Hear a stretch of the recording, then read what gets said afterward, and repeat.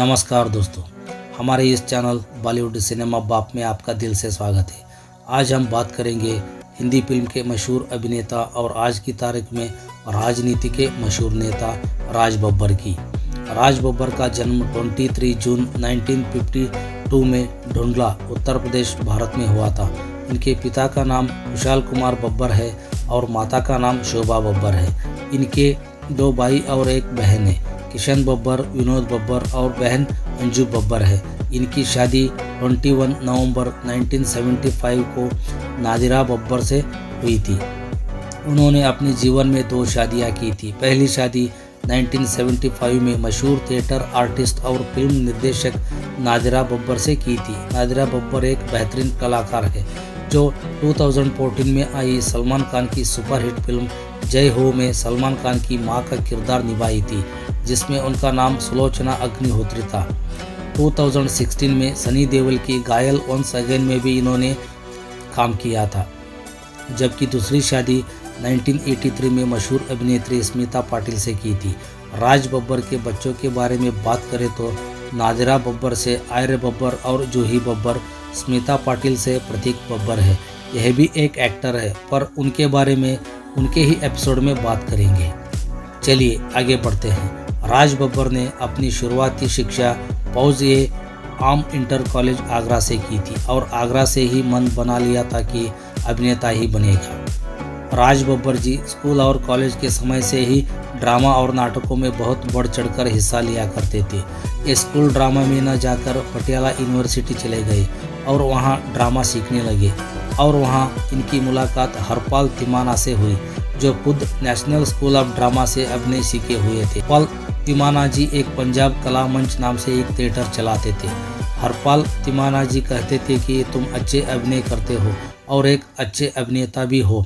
हरपाल तिमाना ने कहा कि मैं खुद नेशनल स्कूल ऑफ ड्रामा से हूँ और मैं तुम्हें यही एडवाइस देता हूँ कि तुम भी नेशनल स्कूल ऑफ ड्रामा जाकर अभिनय सीखो और वहाँ से एक्टिंग का कोर्स करो। साल 1972 में राज बब्बर ने नेशनल स्कूल ऑफ ड्रामा में दाखिला लिया और उस समय इनके सीनियर ओम पुरी और नसीरुद्दीन शाह जी हुआ करते थे, जो वहाँ अभिनय सिखा रहे थे। महान थिएटर गुरु इब्राहिम अलका से राज बब्बर ने ड्रामा का प्रशिक्षण लिया। शुरू में इनको दारा सिंह की फिल्म बहुत पसंद थी। उसके बाद दिलीप कुमार की अभिनय ने इन्हें बहुत प्रभावित किया। जब एनएसडी का कोर्स पूरा हुआ तो इन्हें ऑफर मिला कि वे एनएसडी का ही हिस्सा बन जाए, लेकिन नहीं बने। उस वक्त वे दूरदर्शन के लिए काम करते थे। ये काम इनको इला अरुण जी ने दिलवाया था। उस वक्त जब किसी को यदि 25 रुपये महीने का मिल जाता तो बहुत बड़ी बात होती थी और उस समय इन्हें 25 रुपये मिलते थे ड्रामा के और 5 रुपये रिहर्सल करने के। ये वो दौर भी था जब एक बहुत ही ज़बरदस्त अभिनेत्री नादिरा जाहिर, जो जाने माने कलाकार सज्जाद जाहिर की बेटी थी। राज बब्बर की शादी अभिनेत्री नादिरा जाहिर से हो गई। अभी भी इनको फिल्मों में ज़्यादा मौका नहीं मिल रहा था। तब तक वो करीब 30 नाटकों में अभिनय किया हुआ था। उस वक्त अमृता नाहटा एक फिल्म बना रहे थे। राज बब्बर की वो कई ड्रामा देख चुके थे। साल 1977 की भारतीय हिंदी भाषा की राजनीतिक व्यंग्य फिल्म थी, जो भारतीय संसद के सदस्य अमृत नाहटा द्वारा निर्देशित और बद्री प्रसाद जोशी द्वारा निर्मित यह फिल्म इंदिरा गांधी और उनके बेटे संजय गांधी की राजनीति पर एक व्यंग्य थी और आपातकाल के दौरान भारत सरकार द्वारा इस पर प्रतिबंध लगा दिया गया था और सभी प्रिंट जब्त कर लिए गए थे। फिल्म का संगीत जयदेव वर्मा ने तैयार किया हुआ था और फिल्म का नाम था किस्सा कुर्सी का।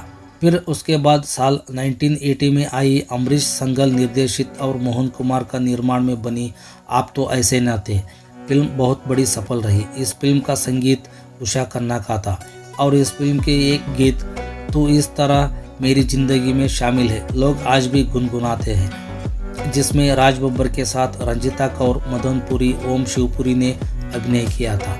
और उसी साल राजश्री प्रोडक्शन की सूरज प्रकाश के निर्देशित और ताराचंद भरजात्या का निर्माण राज कमल के संगीत में जज्बात आई, जिसमें राज बब्बर के साथ जरीना वहाब, भगवान दादा नजर आए थे। इसी साल यानी कि 1980 में और 2 फिल्में आई थी। डायरेक्टर विजय साधना के निर्देशित 100 दिन सासू माँ के, जिसमें राज बब्बर के साथ अशोक कुमार, रीना रॉय और बेला बोस नजर आए थे। कल्याण जी आनंद जी का संगीत था और दूसरी फिल्म थी B.R. चोपड़ा के निर्देशित और निर्माण की इंसाफ का तराजू, जिसमें राज बब्बर एक बलात्कारी की भूमिकाएं निभाई थी और साथ में जीनत अमन, पद्मिनी कोल्हापुरे नजर आए थे। फिल्म सुपरहिट हुई थी। साल 1981 में आई श्याम बेनेगल की कलयुग, जिसमें राज बब्बर के साथ शशि कपूर, रेखा और अनंतनाग नजर आए थे और फिल्म ने कई सारे अवार्ड्स भी जीत लिए थे। और उसी साल राज बब्बर की कुछ फिल्में राज, पूनम, प्रेम गीत, शारदा, ये रिश्ता ना टूटे, तजुर्बा, अरमान, आपस की बात शामिल है। साल 1982 की बात करें तो दूल्हा बिकता है दौलत, बेगी फलके, जीवन धारा, लक्ष्मी और B.R. चोपड़ा की सुपरहिट फिल्म निकाह, जिसमें पाकिस्तानी अभिनेत्री और गायिका सलमा आगा की ये पहली हिंदी फिल्म थी और इस फिल्म का पहला नाम तलाक तलाक तलाक था, लेकिन कुछ प्रॉब्लम की वजह से इसका नाम बदल कर निकाह कर दिया गया। फिल्म सुपरहिट थी। इस फिल्म के एक गीत दिल के अरमा आंसुओं में बह गए बहुत ही मशहूर हुआ था और आज भी इस गीत को सुना जाता है। इसके बाद इनके ज़िंदगी में मशहूर अभिनेत्री स्मिता पाटिल आई और ये दोस्ती धीरे धीरे प्यार में बदल गई।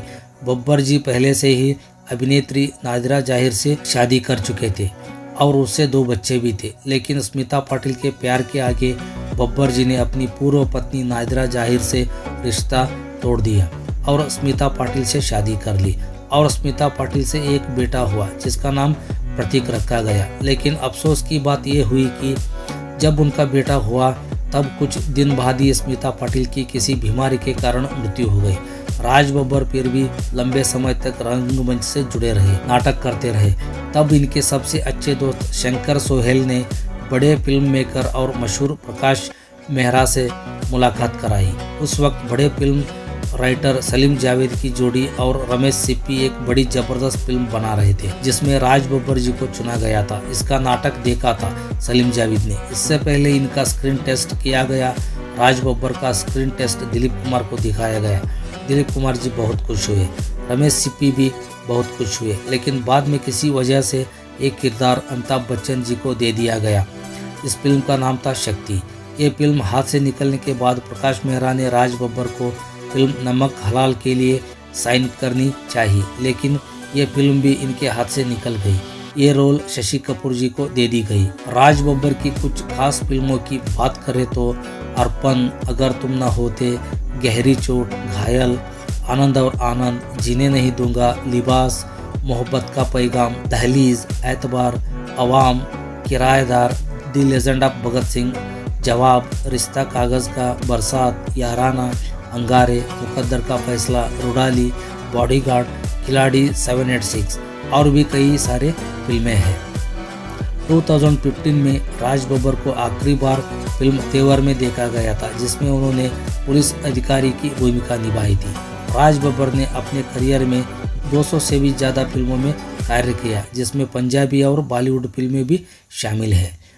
राज बब्बर की राजनीतिक यात्रा पर एक नज़र डालें तो 1994 अप्रैल को राज बब्बर ने पहली बार राज्यसभा के लिए गए।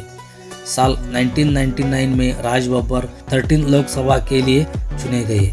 साल 2004 में बब्बर 14 लोकसभा के लिए दूसरी बार चुने गए। 10 नवंबर 2009 को राज बब्बर 15 लोकसभा के लिए तीसरी बार चुने गए। मार्च 2015 को वह राज्यसभा के लिए चुने गए। राज बब्बर मुलायम सिंह के काफ़ी नज़दीक थे। साल 1994 में पहली बार मुलायम सिंह ने ही उन्हें राज्यसभा का सांसद बनाया था। बाद में मुलायम सिंह ने ही साल 1996 के लोकसभा चुनाव में इनको पूर्व प्रधानमंत्री अटल बिहारी वाजपेयी के खिलाफ लखनऊ लोकसभा सीट लड़ने की सलाह दी थी। साल 2006 में बब्बर समाजवादी पार्टी को छोड़ दिए और 2 साल बाद वह कांग्रेस पार्टी में शामिल हो गए। राज बब्बर की फिल्मों की पुरस्कार के बारे में बात करें तो 1981 में इंसाफ का तराजू के लिए सर्वश्रेष्ठ अभिनेता का फिल्म फेयर पुरस्कार दिया गया। 84 में अगर तुम न होते के लिए फिल्म फेयर सर्वश्रेष्ठ सहायक अभिनेता पुरस्कार दिया गया। 85 में आज की आवाज़ के लिए सर्वश्रेष्ठ अभिनेता का पुरस्कार दिया गया। 1994 में दलाल के लिए फिल्म फेयर सर्वश्रेष्ठ खलनायक पुरस्कार दिया गया।